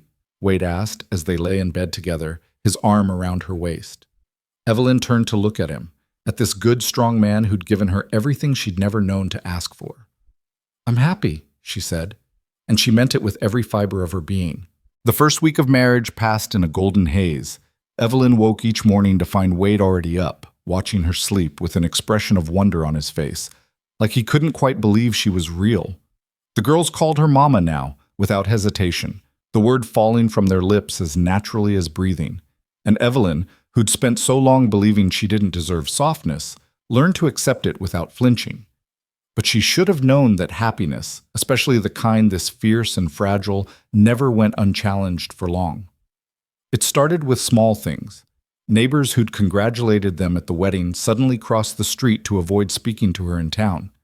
The general store owner served her with tight lips and cold eyes. And one Sunday, as they were leaving church, Evelyn overheard two women whispering behind their gloved hands. Married or not, it's indecent. A woman that size in a house with a man and those innocent girls. I heard she trapped him. Got herself in a position where he had no choice but to make her respectable. Evelyn's steps faltered, but Wade's hand tightened on her arm. He'd heard them too. His jaw was set like granite, and she could feel the anger radiating off him in waves. "Don't," she whispered. "It's not worth it." "Like hell it isn't." But before Wade could turn around, the Reverend appeared on the church steps, his expression grave. "Mr. and Mrs. Collins, might I have a word?" Wade's eyes narrowed. "What about?" The Reverend glanced around at the dispersing congregation and lowered his voice. "Perhaps we could speak privately. In my office." Evelyn's stomach dropped, but she nodded. Wade told the girls to wait by the wagon, and they followed the Reverend inside. The office was small and stuffy, lined with books and smelling of old paper. The Reverend sat behind his desk and folded his hands, and Evelyn noticed he wouldn't quite meet her eyes. "I'll be direct," he said. "There's been talk, considerable talk, about the circumstances of your marriage." Wade's voice was dangerously quiet. "What circumstances?" "The speed of it. The impropriety of Miss Marsh, forgive me, Mrs. Collins, living under your roof before you were wed. Some members of the congregation feel it sets a poor example for the community." "Some members of the congregation," Wade said slowly, "need to mind their own damn business." The Reverend winced. "Mr. Collins, I understand your frustration, but as a leader in this community, I have to consider—" "Consider what?" Wade leaned forward, his hands flat on the desk. "That my wife saved my daughter's lives? That she's worked herself to the bone to make our house a home? That she's the best thing that's happened to this family in 2 years? I'm not questioning her character." "Yes, you are." Wade's voice was steel. "You're questioning it right now, just like everyone else in this town questioned it the day she stepped off that train." Evelyn put a hand on Wade's arm. "Wade, please." He looked at her, and she saw the fury in his eyes. Not at her, but for her. But she shook her head slightly, and he sat back, his jaw working. Evelyn turned to the Reverend. "What exactly are you asking us to do?" The Reverend shifted uncomfortably. "I'm asking you to understand that appearances matter, that perhaps for the sake of the community's peace, you might consider being less visible, attending a different church perhaps, one in the next county." The words hung in the air like poison. Wade stood abruptly, his chair scraping against the floor. "We're done here." "Mr. Collins." "We're done," Wade repeated. He took Evelyn's hand and pulled her to her feet. "My family will worship where we damn well please, and if that makes people uncomfortable, they can take it up with God." He strode out of the office, Evelyn hurrying to keep up, and didn't stop until they reached the wagon. The girls looked up, their faces anxious. "What happened, Daddy?" Daisy asked. Wade forced a smile. "Nothing you need to worry about, sweetheart. Let's go home." The ride back to the ranch was silent. Evelyn could feel Wade's anger simmering beside her, could see the white-knuckled grip he had on the reins. The girls sensed the tension and stayed quiet, exchanging worried glances. When they arrived home, Wade helped everyone down from the wagon and then headed straight for the barn without a word. Evelyn got the girls settled inside with a project, making paper dolls from old newspapers, and then went to find her husband. She found him in the barn, mucking out stalls with violent efficiency. He didn't look up when she approached. "Wade?" "Not now, Evelyn." "Yes, now." She stepped into the stall and took the pitchfork from his hands. "Talk to me." Wade's shoulders sagged. For a moment he just stood there, breathing hard, and then he turned to face her. "I can't keep doing this. I can't keep watching people treat you like you're something to be ashamed of." "I don't care what they think." "Well, I do." The words came out louder than he'd intended, and he immediately lowered his voice. "I care because you deserve better.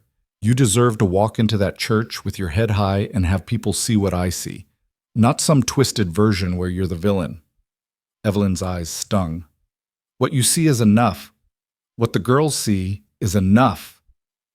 It's not enough for me, Wade said roughly. I want the whole world to see it. I want them to know that you're the strongest, kindest, most incredible woman I've ever met, and I'm tired of them being too blind and stupid to recognize it. Evelyn stepped closer and cupped his face in her hands. Then we show them, not by yelling or fighting, but by living our lives, by being happy, by refusing to hide or shrink or apologize for existing. Wade covered her hands with his own. What if it doesn't work? What if they never accept you? Then we build our own life anyway, Evelyn said simply. We have each other. We have the girls. We have this ranch. That's more than most people ever get. Wade pulled her into his arms and held her tight, and Evelyn felt the tension slowly drain out of him. When he finally pulled back, his eyes were clearer. You're right, he said. You're always right. Evelyn smiled. I wouldn't go that far. He kissed her then, soft and sweet, and for a moment the rest of the world fell away. But the peace didn't last long. 3 days later, Wade came back from town with his face dark as a thundercloud. Evelyn was in the garden with the girls, showing them how to tell when the squash was ready to pick, and she knew immediately something was wrong.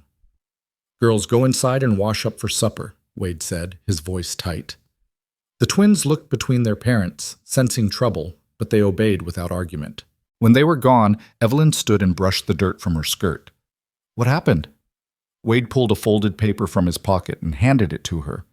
It was a notice from the county land office, formal and cold, informing Wade that there had been a complaint filed against him for moral turpitude and that his homestead claim was under review. Evelyn's blood ran cold. They can't do this. They can and they are. Wade's voice was bitter. Abernathy filed the complaint. The same bastard who refused to take you as a housekeeper. He's claiming that our marriage is a sham, that you were living here improperly, and that I'm unfit to hold a homestead claim. On what grounds? Does it matter? He's got friends in the land office. They'll find a reason if they want to. Evelyn's mind raced. How long do we have? 30 days to respond. Then there's a hearing. Wade ran a hand through his hair. Evelyn, if we lose this claim, we lose everything. The house, the land, the cattle. I can't rebuild from nothing again. I'm too old, too tired. Evelyn grabbed his hands. We're not going to lose. We're going to fight. How? With what? I don't have money for a lawyer, and even if I did, with the truth, Evelyn said fiercely. With proof that our marriage is real, that this is a real family, that we've done nothing wrong. Wade looked at her with something close to desperation. And if that's not enough? Evelyn squared her shoulders. Then we make it enough. Over the next 2 weeks, Evelyn threw herself into building their case. She kept meticulous records of everything, expenses, improvements to the property, Wade's work schedules. She documented the girls' schooling, their health, their happiness. She collected statements from Mrs. Patterson and the few other townspeople who'd been kind, attesting to the legitimacy of their marriage and the stability of their home. And she wrote letters, dozens of them, to county officials, to territorial representatives, to anyone who might listen. She laid out their story in plain, unflinching detail. How she'd been brought to Ridgewood as a mail-order bride, how Wade had taken her in, how they'd built a life together through honest work and genuine love. Wade watched her work with a mixture of awe and heartbreak. You shouldn't have to do this, he said one night as she sat at the table, hand cramping from writing. You shouldn't have to prove your worth to anyone. Maybe not, Evelyn said without looking up, but I'm doing it anyway, because this family is worth fighting for. The night before the hearing, Evelyn couldn't sleep. She lay in bed beside Wade, staring at the ceiling, running through everything she planned to say. Wade was awake too. She could tell by the tension in his body, the way his breathing never quite settled into the rhythm of sleep. Whatever happens tomorrow, he said quietly, I want you to know something. Evelyn turned to face him. What? You changed my life. You brought light back into this house. You gave my daughters a mother and me a reason to believe in good things again. And no matter what some bureaucrat says, that's real. That matters. Evelyn's throat tightened. We're going to win. And if we don't, then we start over, Evelyn said. Together. Because that's what we do. Wade pulled her close, and they held each other in the darkness, drawing strength from the warmth of shared breath and beating hearts. The hearing was held in the county courthouse, a stern brick building that smelled of tobacco and old wood. Evelyn wore her wedding dress and held Wade's hand as they walked in. The girls stayed with Mrs. Patterson, who'd offered to watch them despite the potential social cost. The hearing room was smaller than Evelyn had expected, dominated by a long table where 3 officials sat with stacks of papers. Abernathy was already there, smug and self-satisfied, with a lawyer who looked like he'd been carved from granite. The lead official, a portly man named Henderson, called the hearing to order and read the complaint aloud. Every word felt like a knife, twisting the truth into something ugly and sordid. When he finished, Henderson looked at Wade. "Mr. Collins, you have the right to respond to these allegations. Do you have representation?" Wade stood. "I don't need a lawyer to tell the truth." Henderson's eyebrows rose, but he gestured for Wade to proceed. Wade took a breath and began. He told them about Caroline's death, about the dark months that followed, about his daughter's pain and his own helplessness. He told them about the day Evelyn arrived, about how she'd stepped off that train into a wall of mockery and cruelty and held her head high anyway. "She worked harder than any person I've ever known," Wade said, his voice steady and strong. "She turned my house back into a home. She loved my daughters like they were her own. And when they were in danger, she threw herself in front of a stampeding cow to save them." He pulled out the doctor's report documenting Evelyn's injuries, the statements from witnesses who'd seen the storm and its aftermath.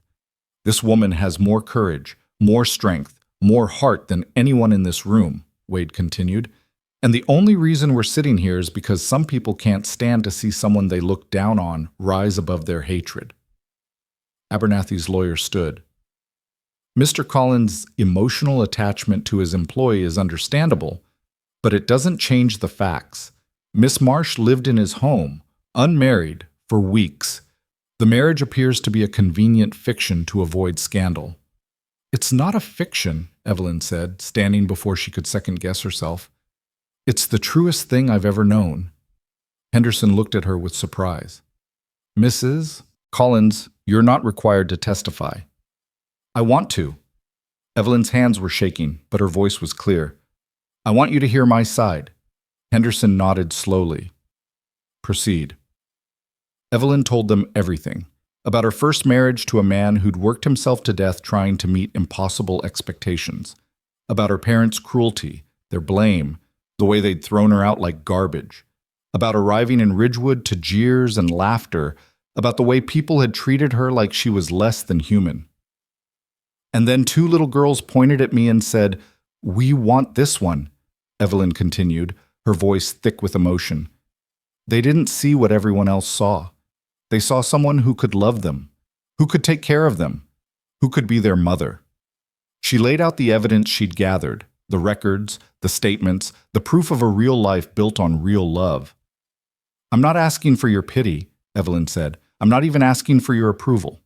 I'm asking for fairness, for the chance to keep the home we've built together, the family we've created, because it's real, every bit of it." When she finished, the room was silent. Even Abernathy's lawyer seemed at a loss for words. Henderson cleared his throat. "We'll need to deliberate. We'll reconvene in 1 hour." The wait was excruciating. Wade and Evelyn sat on a bench in the hallway, hands clasped, saying nothing because there was nothing left to say. They'd laid out their truth. Now all they could do was hope it was enough. When they were finally called back in, Evelyn's heart was hammering so hard she thought she might be sick. Henderson looked at them over his reading glasses. "We've reviewed the evidence and heard the testimony, and we've reached a decision." Evelyn held her breath. "The complaint filed by Mr. Abernathy appears to be motivated more by personal animosity than by legitimate concerns about homestead regulations," Henderson said. "The evidence presented by Mr. and Mrs. Collins demonstrates a legitimate marriage, a stable household, and proper stewardship of the land. Therefore, we are dismissing the complaint and upholding the homestead claim." Evelyn's knees went weak. Wade's arm came around her waist, holding her up. "Furthermore," Henderson continued, "we are issuing a formal warning to Mr. Abernathy that frivolous complaints waste this office's time and resources. Should he file another complaint of this nature, there will be consequences." Abernathy's face went purple, but he didn't dare speak. Henderson looked at Wade and Evelyn with something that might have been respect. "Your claim is secure, Mr. Collins. Take your wife home." They stumbled out of the courthouse in a daze. When they reached the street, Wade turned to Evelyn and pulled her into his arms, lifting her off her feet and spinning her around. "We won," he said, his voice breaking. "Evelyn, we won." Evelyn laughed and cried at the same time, clutching him tight. "I told you we would." When he set her down, there were tears on his face. "I don't know what I would have done if we'd lost you." "You'll never have to find out," Evelyn said fiercely. "I'm not going anywhere." They went straight to Mrs. Patterson's house to collect the girls, who shrieked with joy when they heard the news. The ride home was jubilant, full of laughter and songs and plans for celebrating. But when they reached the ranch and climbed down from the wagon, Evelyn paused. She looked at the house, small and simple and perfect. At the barn Wade had built with his own hands. At the garden she'd planted and tended. At the pastures where the cattle grazed. At the two little girls running ahead, their voices bright as bells. This was hers. All of it. Not because someone had given it to her out of pity or duty, but because she'd fought for it. Because she'd proven she deserved it. Wade came to stand beside her, following her gaze. "You all right?" Evelyn turned to him with a smile. "I'm perfect." That evening, after the girls had been fed and bathed and tucked into bed with promises that yes, everything was going to be fine now, Wade and Evelyn sat on the porch in their usual spot. The sky was clear and full of stars, and the air smelled of sage and grass and home. "I've been thinking," Wade said after a while, "about what you said in that hearing about the girls seeing you." "What about it?" "I think maybe we all see what we're taught to see," Wade said slowly. "And most people are taught to see the surface, the size, the shape, the things that don't matter. But Daisy and June, they were never taught that. So they saw what was really there. They saw your heart." Evelyn's eyes stung. "Wade, I'm not finished." He took her hand. "I was taught the same as everyone else, to see the surface first. But you know what finally made me see past it?" "What?" "Watching you work. Watching you love my daughters. Watching you refuse to be anything less than exactly who you are." Wade's voice was rough with emotion. "You taught me that the strongest things are often the ones everyone else overlooks. And I'm grateful every damn day that I was smart enough to learn." Evelyn couldn't speak past the lump in her throat. She just leaned her head on his shoulder and let the tears fall. They sat like that for a long time, watching the stars wheel overhead, and Evelyn thought about the journey that had brought her here. From the girl who'd believed she was too much, to the woman who'd learned she was exactly enough. From the widow thrown out by her own family, to the wife and mother of a family that had chosen her. "Do you ever miss it?" Wade asked quietly. "Your old life?" Evelyn didn't even have to think about it. Not for a second. Not even a little? She lifted her head and looked at him.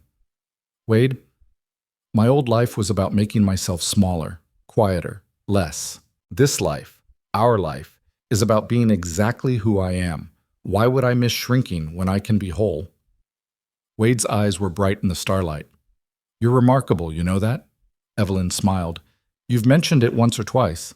He kissed her then, soft and slow, and when they pulled apart, he said, "Come on, let's go check on the girls."